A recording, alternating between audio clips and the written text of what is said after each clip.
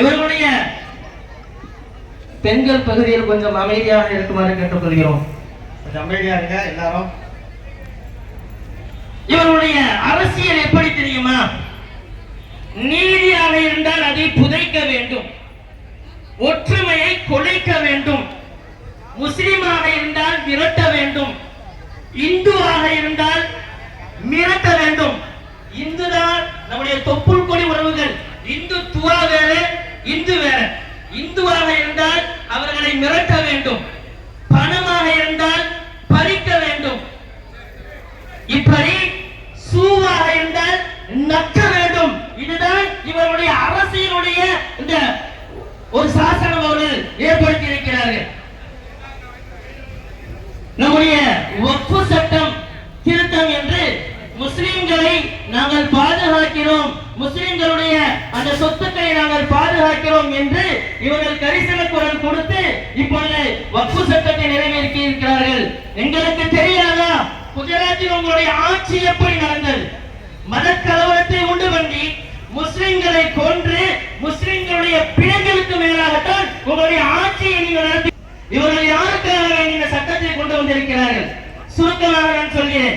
நமக்கு இதுக்கு முன்னால் வக்ஃபுனா என்ன, வக்ஃபுடைய 1895 வக்ஃபுக்காக வேண்டி நியமிக்கப்பட்ட கஜோ என்ற அந்த ஏழை யத்தீமான அந்த பிள்ளைகளுக்காக வேண்டி வக்ஃபு செய்யப்பட்ட அந்த நிலத்தை 2002 இந்த ஆண்டிலியா அந்த அம்பானியுடைய அந்த குரூப் அந்த இடத்தை வாங்குகிறார்கள். முதலில் வக்ஃபுடைய சொத்தை ஒருவர் வக்ஃபுக்காக கொடுத்து விட்டால் அதை யாராலும் விற்கவும் முடியாது, வாங்கவும் முடியாது. இதுதான் இஸ்லாத்தினுடைய ஷரியத் சட்டம். இன்னைக்கு அது கேஸ் நிலுவையில் இருக்குது. 2002 அந்த ஆண்டிலியா அந்த கட்டடத்திற்காக வேண்டி அந்த இடத்தை விலைக்கு வாங்குகிறார்கள். இன்று பிரம்மாண்டமான 27 மாடி கட்டணம் அங்கே இருக்கிறது. இது இன்னைக்கு கேஸ் வந்திருக்கு. இன்னைக்கு இவங்க சட்டம் கொண்டு வந்திருக்கிறாங்க.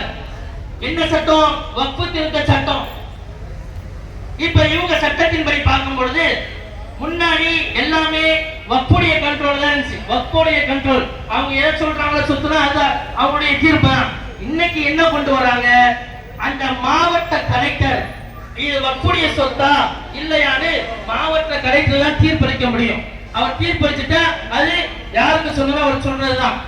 இப்ப மும்பையினுடைய கலெக்டர் இப்ப அந்த கேஸ் அவர்கிட்ட போய் இது மாதிரி இது வந்து வக்ஃபுடைய சொத்து, இது என்னுடைய சொத்து என்று வாதாடுறோம். அவர்களுடைய கைகூலியாக இருந்தால் உடனே டிக்ளேர் பண்ணிடலாம், இது அம்பானுடைய சொத்து தான், இதுக்கு மேல யாரும் என்ன செய்ய முடியாது, அது கேஸ் தொடர முடியாது, அது அவருடைய சொத்தா மாறிடும். ஒருவேளை நம்முடைய தமிழ்நாட்டில் இருக்கக்கூடிய எம்பிகளை போன்று சிஎம்ஐ போன்று மக்களுடைய நலனுக்காக போராடக்கூடியவர்களாக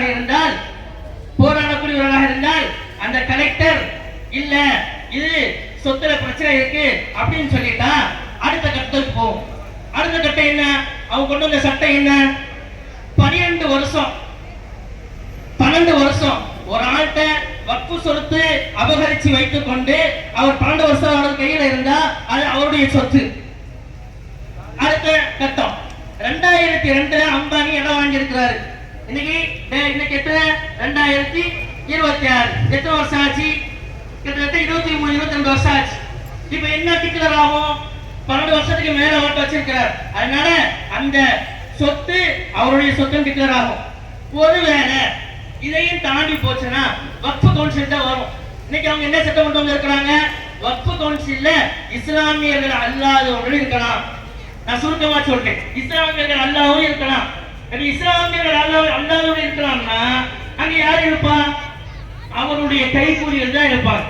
என்ன செய்ய முடியும்? 22 பேர் தரத்துல ஒரு 7 பேர் முஸ்லீமா இருந்தா மத்தவங்க என்ன டிக்ளேர் செய்வாங்க? இது அவருடைய இடம் தான்.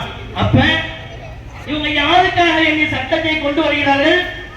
இது போன்ற அம்பானி அதானி போன்ற பல முதலீடுகளுக்காக வேண்டிதான் இந்த சட்டம் இரவோடு இரவாக நிறைவேற்றப்பட்டது. அதனால்தான் இன்னைக்கு எல்லா எம்பிகளும் அவங்க சார்ந்த எல்லா எம்பிகளும் இதுக்கு உடனே கையெழுத்து போட்டாங்க. ஏன் பணம் எங்க இருந்து வருது? அவங்க தான் வருது. இதுதான் காரணம். முஸ்லிம்களை பாதுகாப்பதற்காக வேண்டிய அல்ல, முஸ்லிம்களுடைய சொத்தை பாதுகாப்பதற்காக வேண்டிய அல்ல, இது போன்ற பல முதலைகளை பாதுகாப்பதற்காக வேண்டி இந்த வக்ஃபு திருத்த சட்டம் என்ற பெயரில் வக்ஃபு திருத்த சட்டத்தை திருத்த சட்டமான புறவழியாக கொண்டு வந்திருக்கிறார்கள். நாங்கள் சொல்கிறோம், நாங்கள் ஒன்றும் தொட்ட தொட்ட துணியக்கூடிய வக்கற்ற சமுதாயம் அல்ல. பத்ரு உகது போன்ற எல்லா களங்களையும் கண்டு வந்த சமுதாயம் இது. இருந்தாலும் ஜனநாயகத்தை நாங்கள் மதிக்கிறோம், இந்தியாவுடைய அரசியல் சட்டத்தை நாங்கள் மதிக்கிறோம்.